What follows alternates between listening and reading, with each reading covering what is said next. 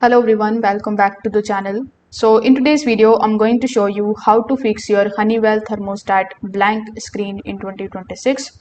Now, if your thermostat display is completely black like this, if it is not responding at all or suddenly turns off, don't worry, I will walk you through the most common fixes that can get it working again. So first of all, what you need to do is you need to simply check the batteries.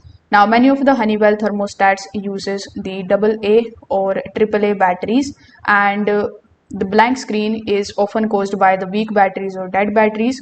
So you just have to do nothing but to just simply replace the battery pack with the fresh one and wait for a few seconds for the display to power up. Now, if the new batteries don't help you, you can just simply check your home's circuit breaker panel. You can just simply look for the tripped breaker which is connected to the HVAC system, furnace or air handler. You can also reset the breaker if you need that it is necessary. Afterwards, you can also inspect the furnace power switch. It's usually mounted near the furnace and it can sometime be turned off. So if the furnace has no power, the thermostat may not receive the power either. So you need to make sure that this particular button is also powered on.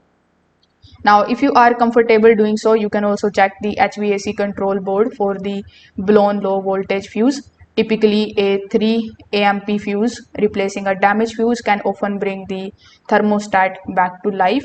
So you can try these easy fixes and see if the blank screen problem is gone from your Honeywell thermostat. So if this video helped you out, make sure that you like this video and subscribe to the channel. Thanks for watching.